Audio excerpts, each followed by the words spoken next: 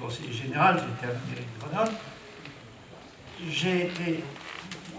Je suis toujours choqué que les chefs d'entreprise n'essayent pas de plonger un peu plus dans l'arène politique pour faire changer les choses. Entre les pouvoirs publics et les politiques et les entreprises, il y a une façon de, disons, réfléchir sur les problèmes qui est très différente. C'est deux mondes différents. Il n'est pas normal que quand je suis rentré au Conseil général, nous étions seulement deux chefs d'entreprise, ce que j'appelle des chefs d'entreprise, qui employions à l'époque plus de 10 personnes. Alors vous me direz, on n'a pas le temps. Ben, moi j'ai été chef d'entreprise, je faisais tous les mois Paris, Grenoble, Paris, Montréal, San Francisco, Miami, la Guadeloupe, la Martinique, et je rentrais en 9 jours. Et je faisais 3 jours en Pologne. Et le matin, j'étais à ma permanence avec 9 heures de décalage horaire à Minsk pour recevoir les gens de Minsk. Donc je dis, les précautions oratoires, très bien, mais il faudra qu'un jour, vous arriviez à prendre position. Entre 1975 et 1995, il y a eu un certain nombre de révolutions qui ont eu lieu, notamment celle de la Chambre de commerce, puisque les industriels qu'il a dirigés depuis 140 ans ont passé à Michal, qui était un commerçant, et pour laquelle je suis intervenu, puis j'étais vice-président j'étais président de la Fédération des PME, et il y avait la Fédération PMI qui était dirigée par Palafiné. Nous avions 16 voix contre 14 industriels, nous avons imposé Michal. Michal, ensuite il y a eu Godwin, ensuite il y a eu Palafiné. Pendant tout ce temps, il n'y a pas eu un mètre carré, vous avez parlé des commerces qui souffraient, il n'y a pas eu un mètre carré de commerce qui a été créé sans l'autorisation de la Chambre de commerce après étude. Ça a changé au moment de l'arrivée de Dumoulin. Je voudrais dire que c'est dramatique. C'est dramatique pourquoi? Parce que le commerce, c'est un grand gâteau. Ce grand gâteau, il grandit suivant qu'il y a une population qui se développe, c'est pas le cas de Grenoble, c'est le cas un peu de l'agglomération. Il y a une limite à la taille de ce gâteau. Et ce gâteau, on le découpe en tranches. Et quand vous vous promenez dans Grenoble et que vous voyez le drame que représente la fermeture de petits commerces, on se demande ce qui s'est passé depuis une dizaine d'années pour que tant de commerces, notamment la caserne des trains, tous les commerces sur la rue Hoche, plus tout ce qui a été fait ailleurs, le commerce ne peut plus tenir au centre-ville. Alors vous avez tout à fait raison, il faut redynamiser le centre-ville, c'est vrai. Ma question était, vous avez parlé de, vous avez donné votre stop-bouchon. Je voudrais vous dire que le stop-bouchon, il a fait un peu long feu, parce qu'on en a parlé beaucoup, mais on n'en parle plus, il n'y a plus de communication là-dessus. Il est important de faire de la communication, et je pense que la Chambre de commerce n'en fait pas assez sur ce point. Donc sur stop-bouchon, vous avez 10 ou 12 propositions. C'est vrai, j'ai écrit au président au moment de stop-bouchon, parce que vous avez vu la lettre, et je lui dis, il y a un ordre de priorité qui ne me semble pas être le bon. L'ordre de priorité à l'heure actuelle, c'est le tunnel sur la Bastille, c'est le passage en 3 voies sur l'A480. Le tunnel sur la Bastille éliminera un certain nombre de voitures qui passeront sur le tunnel, donc le sud sera un petit peu moins bloqué. Et Alain Carignon a tout à fait raison de dire, nous avions prévu le contournement sur un tunnel qui était sur le Vercors. Vous avez parlé du financement. Le tunnel sur la Bastille peut très bien être financé par le privé. C'est un problème d'amortissement, c'est un problème de prêt, et ça peut être financé par le privé. C'est un problème d'organisation. Pour les parkings qui sont gérés par le privé, c'est un petit peu la même chose. Pour l'autoroute A51, allongeons les concessions, vous l'avez dit tout à l'heure, et la partie peut se faire. Donc il y a un tas de choses qui peuvent se faire par le privé que le politique ne voit pas, ne sent pas ou ne veut pas. Donc j'ai pris 2-3 notes là sur vos stop-bouchons. Donc il y a l'élargissement de la 480, le tunnel, ça c'est la priorité. La rocade sud peut venir après et reprendre dans le détail votre plan par la suite, qui est bien intervenir, mais il arrive qu'après. Donc ma question, ça serait plus de vous dire, êtes-vous disposé, de pas au premier tour, mais en tout cas au deuxième tour, à prendre parti pour les listes qui vous paraissent les plus, j'allais dire, aller dans votre sens et développer des thématiques qui correspondent à ce que vous voulez, ou est-ce qu'au contraire, la Chambre de commerce voudra rester dans une absolue neutralité?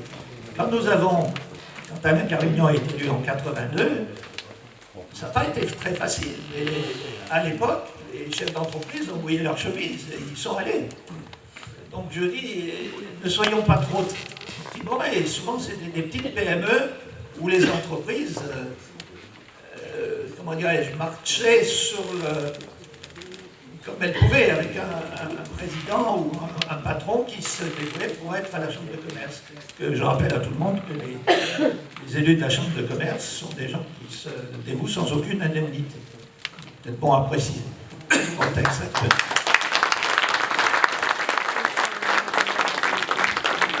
Avant de passer la parole à Jean-Pierre Gillet pour la réponse, je voudrais quand même rappeler le principe des témoins de nos débats.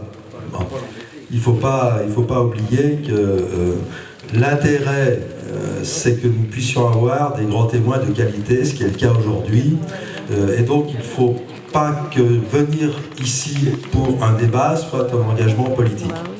Autrement, on va retomber dans des discours militants à militants, et ça perd beaucoup de son intérêt. Alors je tiens à le rappeler, c'est d'ailleurs en ces termes que j'ai demandé à Jean-Pierre s'il était d'accord pour venir, c'est-à-dire, tu ne viens pas ici en tant que militant politique, mais pas du tout, simplement pour que tu apportes ton expertise des déplacements, sachant que tu es en charge des déplacements, entre autres, dans ton rôle consulaire.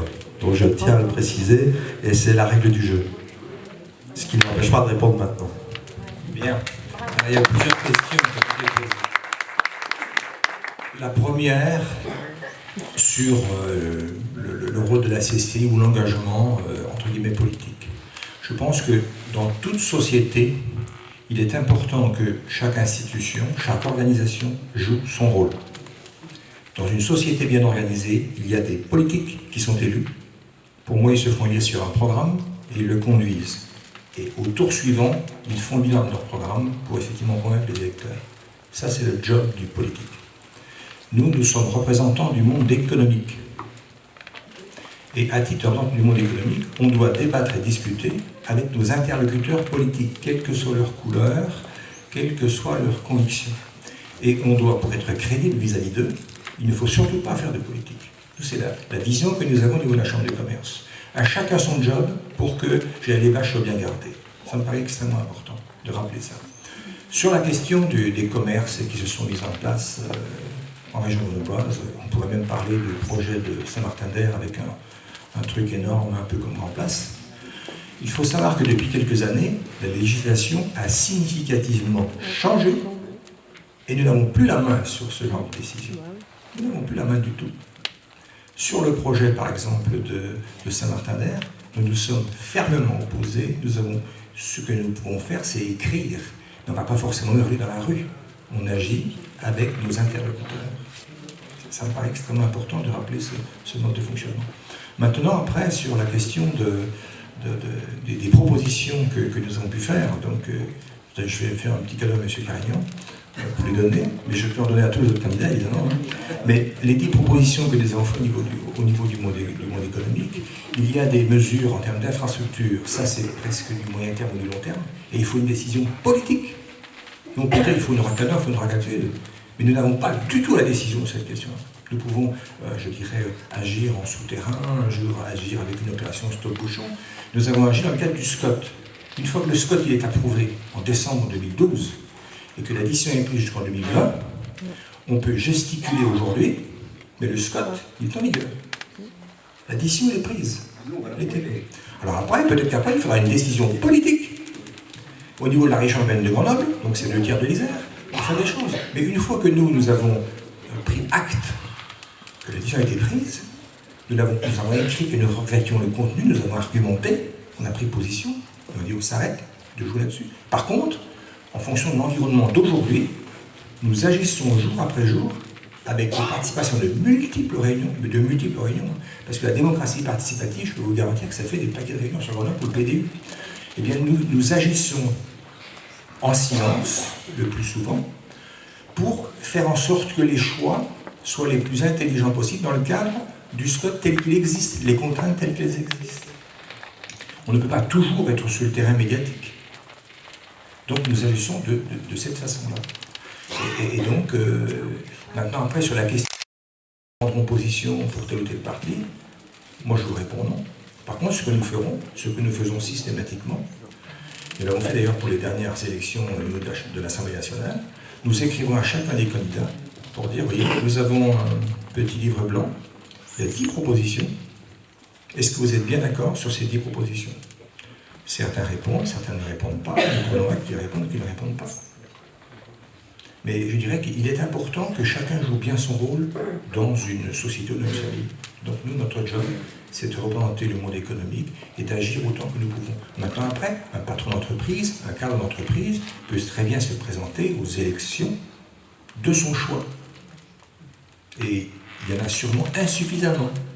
Mais lorsque nous sommes chambre de commerce ou chambre des métiers, on représente un monde économique. Et pour moi, on doit rester relativement neutre dans ce genre d'opération. C'est notre vision.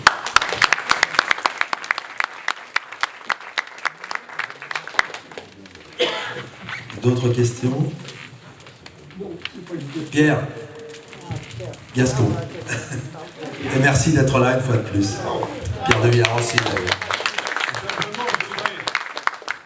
Denis Bronzy nous a rappelé que les élus socialistes avaient voté à l'unanimité un schéma et que